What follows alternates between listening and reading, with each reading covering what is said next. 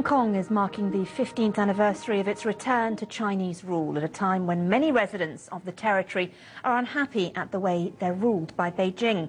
The new chief executive of the territory, Leung Chun-ying, has been sworn in at a ceremony attended by the Chinese president, Hu Jintao.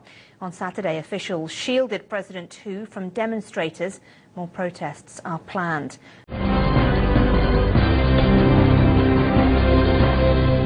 About 2,000 political and business figures attended Sunday morning's ceremony.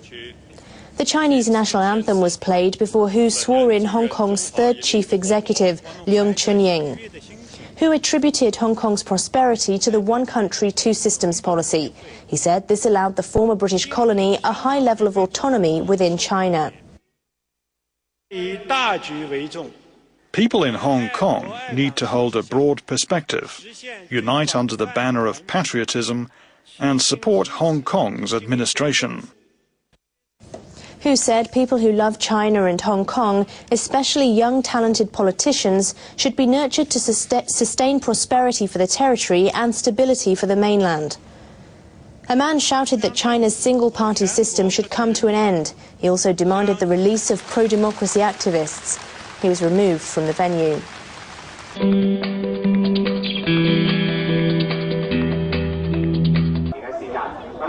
Chinese President Hu Jintao got a warm reception visiting Hong Kong to swear in a new chief executive on Sunday. Protesters surrounded the conference centre where Hu was a guest at a formal reception, angry at the death in hospital earlier this month of activist Li Wenliang. One of the first advocates of independent labour unions in China, he was found hanged. The authorities say he committed suicide. Li's family have called on President Hu to investigate the death. Hong Kong is fighting to preserve its limited democracy and wants to ensure the Chinese do not renege on their promise of a directly elected leader by 2017. The protesters accuse Beijing of interfering in academic, legal, political, electoral and media spheres. One journalist was detained for 15 minutes by police for shouting a slogan at Hu, and his colleagues fought scuffles with police to get him freed.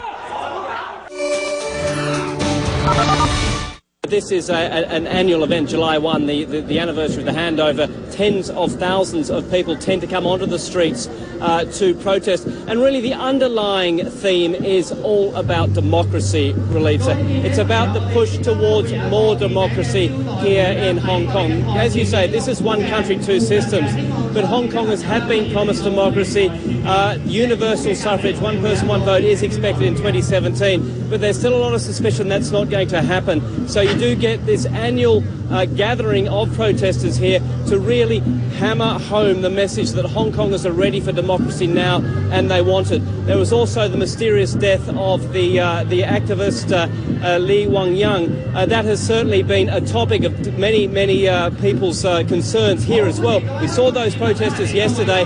They continued this morning at the flag raising ceremony outside the centre where the flags were being raised and where the inauguration of the new chief executive was going on. I think Hu is a murderer with blood on his hands. He is a dictator. Up until now, he's wanted to crack down on our ethnic groups, including Tibet, and Hong Kong will follow in those footsteps of Tibet. This regime doesn't only rule over mainland China, it also rules over Hong Kong. Now the situation for democracy is getting worse in Hong Kong. I feel very angry and sad.